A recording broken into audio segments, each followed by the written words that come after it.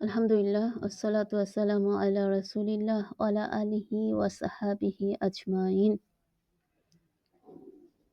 আসসালামু আলাইকুম ওয়া রাহমাতুল্লাহি ওয়া বারাকাতুহু। ১০৭ নম্বর হাদিস হযরত রাসূলুল্লাহ সাল্লাল্লাহু আলাইহি সাল্লামের মুক্তকৃত দাস হযরত সাওয়ান রাদিয়াল্লাহু আনহু বলেন, আমি হযরত রাসূলুল্লাহ সাল্লাল্লাহু আলাইহি সাল্লামকে বলতে শুনেছি, তোমার বেশি সিজদা করা উচিত। কেননা তুমি মহান আল্লাহর জন্য একটা সিজদা করছ না, বরং তা দ্বারা আল্লাহ তাআলা অবশ্যই তোমাকে একটা সর্বোচ্চ সম্মান দান করেন এবং তোমার একটি গুনাহ মাফ করে দেন। সুবহানাল্লাহ। মুসলিম ৮০০ অ মুসলিম ৪৮৮। আমি আবার বলছি, মুসলিম ৪৮৮, তিরমিজি ৩৮৮, নাসাই, ইবনে মাজাহ, আহমদ হাদিস গ্রন্থে এই হাদিসটি এসেছে। ১০৮ নম্বর হাদিস হযরত আবু সুফিয়ান আব্দুল্লাহ ইবনে বুশর আসলামী রাদিয়াল্লাহু আনহু হতে বর্ণিত, তিনি বলেন, হযরত রাসূলুল্লাহ সাল্লাল্লাহু আলাইহি সাল্লাম বলেছেন, সে ব্যক্তি উত্তম যাকে দীর্ঘ হায়াত দেওয়া হয়েছে এবং তার কর্ম সুন্দর। সুবহানাল্লাহ। তিরমিজি ২৩২৯, আহমদ হাদিস গ্রন্থে এই হাদিসটি এসেছে। আল্লাহু আকবার।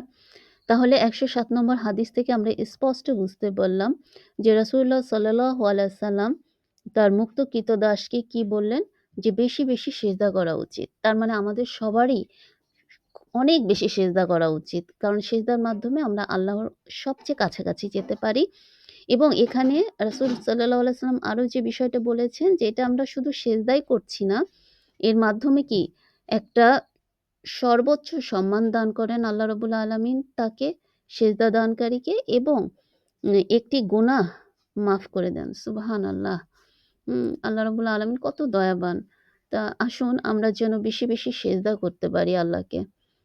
সেজদার মাধ্যমে দেখবেন অন্তরও প্রশান্তি আসে এবং আপনার শরীরটা ভালো থাকে এবং মনের সব কষ্টগুলো আল্লাহকে বলবেন, দেখবেন সব ঠিক হয়ে গেছে। আর ১০৮ নম্বর হাদিস থেকে আমরা যেটা জানতে পারছি, সেটা হচ্ছে, সে ব্যক্তি উত্তম যাকে দীর্ঘ হায়াত দেওয়া হয়েছে। সুবহানাল্লাহ। তাহলে যার দীর্ঘ হায়াত, এটা কিন্তু একটা অনেক ভালো দিক। উম এবং তার কর্ম সুন্দর।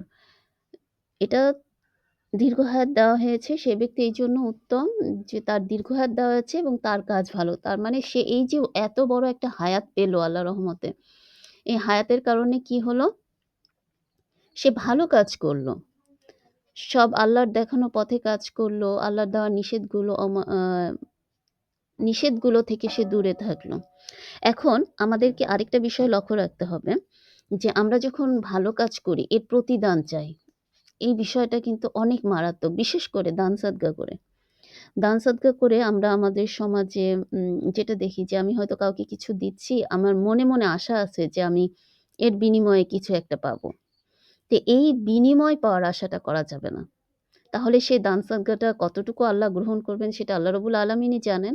তবে আমাদের নিয়ত থাকবে যে উদ্দেশ্যটা শুধুমাত্র আল্লাহর সন্তুষ্টির জন্য করা। বিশেষ করে দান সাদকা করা, মানুষের উপকার করা, যে উপকারগুলো নিখাত শুধু আল্লাহর সন্তুষ্টির জন্য করা, আল্লাহর ভালোবাসা পাওয়ার জন্য করা, দুনিয়াবি কারো কাছ থেকে কিছু চাওয়ার জন্য না। এটা আমাদেরকে খুবই সতর্ক হতে হবে এই বিষয়ে। তো আল্লাহ রাব্বুল আলামিন আমাদের সবাইকে নেক হায়াত দান করুন, দীর্ঘ এতটুকু পর্যন্ত, যে আমরা যেন ভালো কাজ করতে পারি এবং বেশি বেশি তওবা করতে পারি। আল্লাহ রাব্বুল আলামিন আমাদের সবাইকে ভালো কাজ করার তৌফিক দান করুন এবং বেশি বেশি সিজদার মাধ্যমে আল্লাহর করুণা পাওয়ার তৌফিক দান করুন, এবং আল্লাহ রাব্বুল আলামিন আমাদের সবার গুনাহ খাতা মাফ করে দিন। আমাদের সবাইকে জান্নাতুল ফেরদৌস দান করুন। আমিন। ওমা তৌফিক ইল্লা বিল্লাহ। সুবহানাকাল্লাহুম্মা ওয়া বিহামদিকা আশহাদু আল্লা ইলাহা ইল্লা আনতা ওয়া আস্তাগফিরুকা ওয়া আতুবু ইলাইক। আসসালামু আলাইকুম ওয়া রাহমাতুল্লাহি ওয়া বারাকাতুহু।